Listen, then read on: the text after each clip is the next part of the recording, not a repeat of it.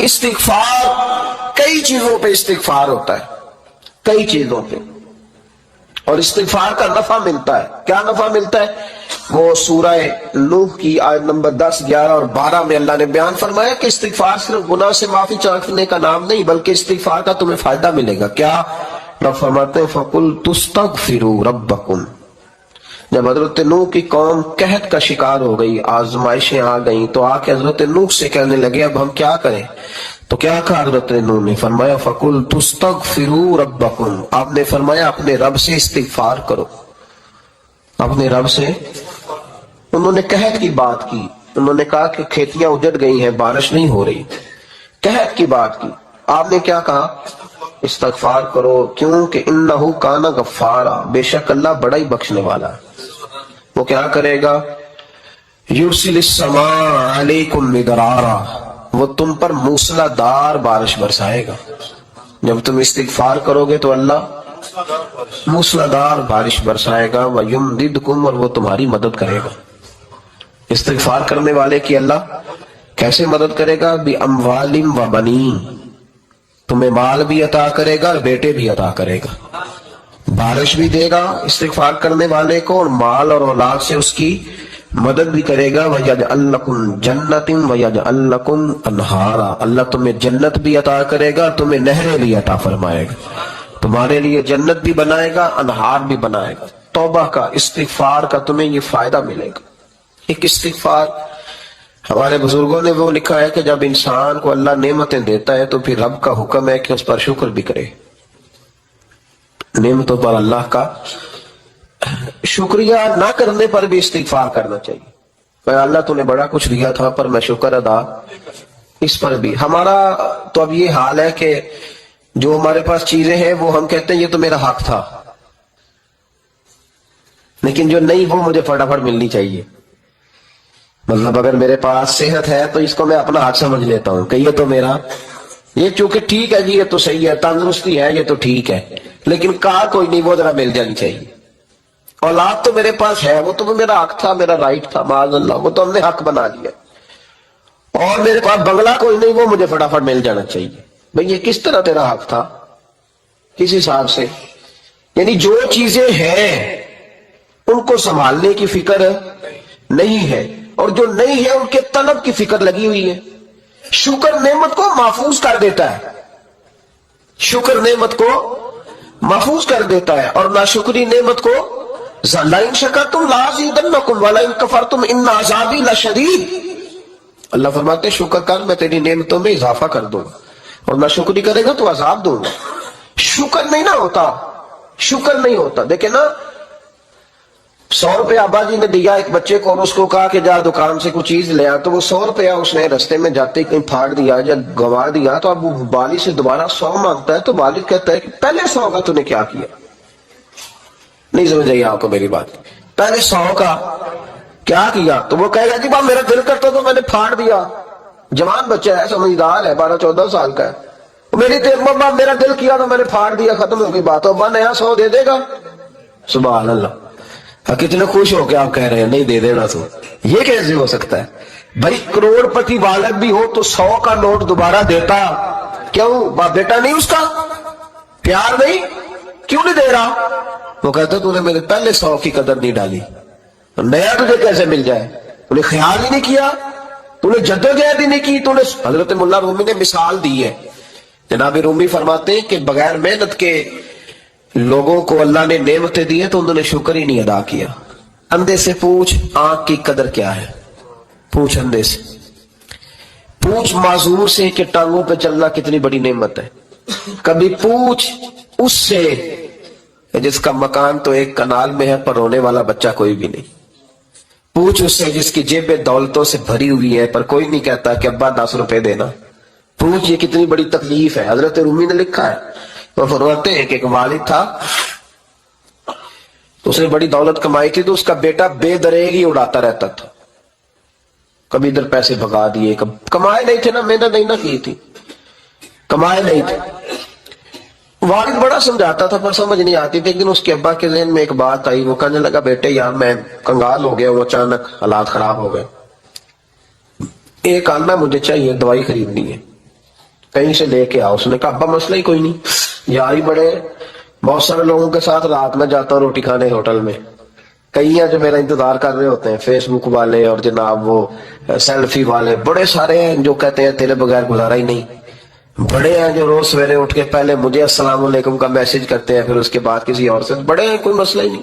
ایک کے پاس گیا, ایک آنا چاہیے, اس نے دے دیا, لا کے ابا کو دیا. تو ابا گھر کے اندر جو امیر لوگ ہوتے تھے گھر میں کنواں کھدوا لیتے تھے. ابا کنویں کے کنارے بیٹھا تھا, جب بیٹے نے آنا لا کے رکھا تو اس نے پانی میں پھینک دیا. اگلی صبح پھر کہا بیٹے ایک آنے کی ضرورت ہے, دوا خریدنی ہے. اس نے کہا مل جائے گا. 2 4 5 دوست ابھی ہیں بڑے مالدار, ان سے جا کے کہا, ایک سے آنا لایا, ابے نے پھر پھینک دیا, تیسرے دن بھی پھینک دیا, چوتھے دن بھی. یار اب ختم ہو گئے. کچھ آہستہ آہستہ دوستوں کو پتہ چل گیا کہ کنگال ہو گیا ہے, خبر پھیل جاتی ہے نا, اب بھوکا ہو گیا. اب آہستہ آہستہ موبائل بند ہونے لگے, آہستہ آہستہ جو ہے وہ نمبر بلاک ہونے لگا, حالات بگڑ گئے. اب جب اسے پتا تھا کہ یار تو اب دروازہ کھٹکھٹاتا ہوں تو کہتے ہیں کہ اسے کہہ دو میں گھر نہیں, ابا نے تو آنا مانگنا ہے, اور میں بے دریغ دولت ابا کی اڑاتا رہا ہوں, اب یہ بھی نہیں کہہ سکتا کہ مجھے دیتا کوئی نہیں. شہر سے باہر نکل گیا, سارا دن مزدوری کی, جد و جہد کی, کبھی کام کیا نہیں تھا, ہاتھوں پہ چھالے پڑ گئے. بڑا مشکل ہوتا ہے جن لوگوں نے کام نہ کیا انہیں کرنا پڑ جائے تو. تکلیف کا شکار ہو کے ایک آنا کمایا, شام کو لا کے والد کی ہتھیلی پہ رکھا تو اس نے پھینکا نا جب کنویں میں تو چیخ پڑا, کہنے لگا ابا جی آپ سیاڑے بیاڑے بندے ہیں, روز پیسے لا کے دیتا ہوں, کنویں میں پھینک دیتے ہو, کوئی کرنے والی بات کرو, نہیں دوائی کھانی تو نہ کھاؤ, ضائع کیوں کرتے. تو بیٹے کو باپ نے تھپکی دے کے بٹھا لیا. اس نے کہا بیٹا میں نے پہلے دن تو نہیں پھینکا, تو 7واں دن میں روز پھینکتا ہوں, آج تیری چیخیں کیوں نکلی. کہنے لگا ابا پہلے ادھار کے تھے, آج مزدوری کے ہیں. نہیں سمجھ آئی بات, پہلے بولیے, اور آج میری محنت ہے, مزدوری ہے, جد و جہد ہے. تو والد کہنے لگا بیٹے یہی میں تجھے سمجھانا چاہتا تھا, وہ میرے بھی محنت کے ہیں جو تجھ روز یاروں کو کھلا آتا ہے, میں نے بڑی جد و جہد سے جمع کی ہے, میں کنگال نہیں ہوا, صرف تجھے سمجھانا تھا. او بھائی یہ آنکھیں تیری محنت کی نہیں نا, اس لیے تو شکر نہیں ادا کرتا. یہ وجود, یہ ٹانگیں, یہ شعور, یہ تیری جد و جہد کا نہیں. جو عقل کی دولت اللہ نے دی ہے نا, یہ تیری محنت کی نہیں. اگر محنت کی ہوتی تو سجدے میں پڑا رہتا, تو خیال کرتا اللہ نے آنکھیں دی ہے قرآن دیکھنے کے لیے. جب کوئی کسی گندی چیز کو دیکھتا ہے تو ناشکری کرتا ہے, جب غلط طرف اٹھاتا ہے یہ چیزیں تو ناشکری کرتا ہے. صاحبو یاد رکھنا اور اس پر ضرور غور کرنا کہ جب نعمتوں کا شکر ادا نہ کیا جائے تو پھر ہمیں استغفار کا حکم دیا گیا ہے. پھر کیا کرنا ہے ہم نے؟ استغفار کا, یا اللہ ہم تیری نعمتوں کا شکر ادا نہیں کر سکے تو ہمیں معاف فرما دے, تو ہم سے درگزر فرما, معاف فرما. ایک استغفار اس بات کا ہے کہ دیکھیں نا, یہ رسول پاک علیہ السلام کا فرمان, یہ حدیث امام راضی نے لکھی ہے. نبی پاک کی فرمان کے لحاظ سے جو چیز ہمارے سامنے ہے نا, اس پر ہماری آنکھیں بھی کھل جانی چاہیے, دل بھی کھل جانا چاہیے, کہ کوئی خاص ہی بات تھی جو حضور نے بیان فرمائی صلی اللہ علیہ وسلم. سرکار دو عالم علیہ السلام نے فرمایا ایک آدمی نے 500 سال بغیر ریاکاری کے اللہ کی عبادت کی. کتنے سال؟ 5 سال نہیں ہوتی بغیر ریاکاری کی. تہجد پڑھنے والا جب تک 6 لوگوں کو بتا رہا نا دے تہجد پڑھی ہے, اتنی دیر تو تہجد آگے بڑھتی نہیں, کم از کم 6 بندوں کو پتا ہونے چاہیے. اور میرے جیسے حاجی نمازیوں کا تو دل کرتا ہے کہ وظیفے پہ بندہ رکھا جائے جو تعریفیں کرے صبح شام. حاجی صاحب کی کیا بات ہے, حضرت صاحب کی وظیفہ دیں گے اس کو مہینے کا, وہ تعریف کرے کھول کے کہ آپ کی بڑی بات. یہ مرض ہے, تعریف سننا نا یہ بیماری ہے, اس نے جھوٹ کو جنم دیا ہے, بہت بڑا مرض ہے. حضرت سعدی نے اس پر بہت بڑے مقالہ جات لکھے ہیں اور فرماتے ہیں یہ مرض کچھ لوگوں میں بہت زیادہ ہوتا ہے. ایک امیروں میں, امیر لوگ ناراض نہ ہو جائیں پر انہوں نے کہا ہے تو کوئی حکمت ہوگی نا, امیروں میں تعریف سننے کا مرض بہت زیادہ ہوتا ہے. فرماتے ہیں ایک بادشاہوں میں اور تیسرا عورتوں میں, ان میں یہ بیماری بہت زیادہ ہوتی.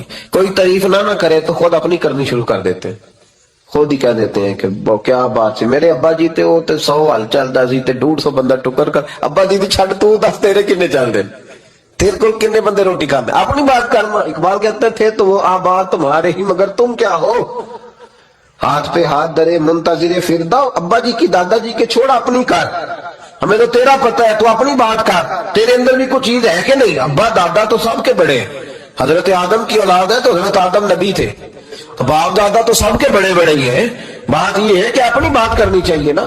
تو یہ بیماری ہے، یہ نقص ہے. 500 سال بغیر ریاکاری کی عبادت، اور بیان میرے نبی کریم علیہ السلام فرما رہے 5 بولیے. یہ بہت بڑا مسئلہ ہے. دکھاوا نہ ہو، ریاکاری نہ ہو. ہم مجالس میں جاتے ہیں نا جناب، محافل میں، تو لسٹ ملتی ہے، یہ چودھری صاحب نے صدارت ہے، انہوں نے خصوصی تعاون کیا ہے، تو یہ فلانے صاحب ہے، تو ان کا بھی نام لینا ہے. تو میں کبھی کبھی کہہ دیتا ہوں کہ یار آپ نے تو کہا تھا یہ نبی پاک کی تعریف کی محفل ہے، اور یہ آپ نے لسٹ لگا دی ہے پوری تعریف کرنے والوں کی. کچھ ضروری ہے کسی کا نام لینا اور اس کا جناب ذکر کرنا اور اشتہار پہ اس کی فوٹو آنا؟ یہ کچھ ضروری ہے؟ ویسے بھی کوئی اچھا لگتا ہے کہ نبی پاک کے نام کی محفل اور میں کہوں میں صدارت کر رہا ہوں؟ ڈرنا چاہیے نا مجھے اللہ تعالیٰ. حضور کی محفل اور میری صدارت، اس پر کبھی غور کریں. اگر کوئی راہ طریقت کا مسافر ہوگا تو تڑپ جائے گا کہ نبی پاک کے نام کی محفل اور سرپرستی ایک ایسے آدمی کی جس کو وضو تک نہیں کرنا آتا. چھ معنی دار کوئی دھندا ہے معاذ اللہ تعالیٰ، جس کا جو دل کرے وہ کرتا جائے. 500 سال بغیر ریاکاری کی عبادت کی، 5 بڑا مشکل ہوتا ہے. حضور فرماتے ہیں یہی بندہ جب اللہ کے حضور کھڑا کیا جائے گا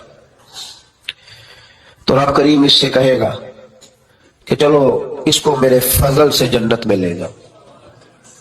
تو عرض کرے گا مالک فضل تو ٹھیک ہے پر 500 سال لگائے میں نے.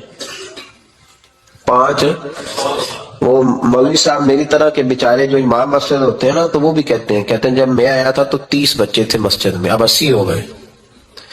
اور بھائی یہ بندوں کو بتانے کی کیا ضرورت ہے؟ یہ تو اللہ کی رضا کے لیے ہے نا. تو چھوڑ اس میں اتنا تذکرہ کرنے کی کیا حال ہے.